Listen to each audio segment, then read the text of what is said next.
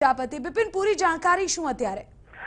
વિધિ જે રીતે વાત કરીએ તો ગુજરાતની અંદર અલગ અલગ પ્રકારના જે સિસ્મિક ઝોન આવેલા છે એની અંદર જે કચ્છનો જે સમગ્ર વિસ્તાર જે છે એ સિસ્મિક ઝોન 5 આવેલો છે, જ્યાં અવારનવાર ભૂકંપની આવવાની શક્યતા વધુ છે અને ત્યાં આ વિસ્તારની અંદર એટલે કે જે સિસ્મિક ઝોન હોય 5 એની અંદર 8ની તીવ્રતા સુધીના આંચકાઓ આવી શકે છે.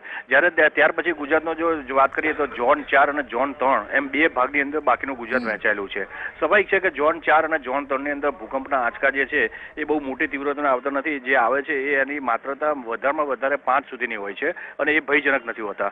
સ્વાભાવિક છે કે અત્યારે એટલે કે ગઈકાલે જે ભૂકંપનો આંચકો જે ઉના પાસે જે નોંધાયો છે એ સૌરાષ્ટ્રની જે પ્લેટ જે છે જે ભરૂચ પાસેથી જે પસાર થાય છે એટલે દરિયાની અંદર સૌરાષ્ટ્ર તરફ જાય છે એ પ્લેટને ઉપર આ એપી સેન્ટર હતું અને જે અત્યારે રિવર્સ જે છે એ રિવર્સ સિસ્ટમ થઈ ગઈ, કારણ કે હિમાલયન પ્લેટ અને યુરેશિયસ પ્લેટ જે ટકાઈ રહી છે તેને કારણે આ બાકીના જ્યાં જે સામાન્ય જે ભૂકંપના આંચકા જે સામાન્ય રીતે દિવસોમાં ઝોન 4 અને 3માં નથી આવતા ત્યાં પણ આ ભૂકંપના આંચકા અનુભવાય છે. તેનું કારણ આ હોવાનું સિસ્મોલોજીના નિષ્ણાતો જે છે તેમનું માનવું છે.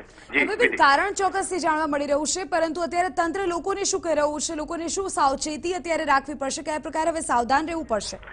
વિધિ જો વાત કરીએ તો ભૂકંપની કોઈ આગાહી થતી નથી અને કોઈ કરી શકતું પણ નથી. સ્વાભાવિક છે કે પરંતુ જે રીતે અત્યારે હાલ ગુજરાતમાં ક્યાંય પણ ભૂકંપ આવવાની કોઈ આગાહી પણ કરવામાં આવી નથી અને કોઈ એવી શક્યતાઓ પણ નથી કે ભાઈ ભૂકંપ આવવાની શક્યતા છે. સ્વાભાવિક છે કે જે ભૂતકાળની અંદર 2001ની અંદર જે ગુજરાતમાં જે 26મી જાન્યુઆરીએ ભૂકંપ આવ્યો અને આ તારીખ નજીક આવતા જ લોકોમાં જે ભય સર્જાયો છે એવું કોઈ ભય રાખવાનો જરૂર નથી. સાવચેતી રાખવાની જરૂર છે. ભૂકંપની માત્રા છે એના માટેની કોઈ આગાહી થઈ શકતી નથી અને કોઈ કરી પણ શકતું નથી. બિલકુલ બિપિન, આભાર આ જાણકારી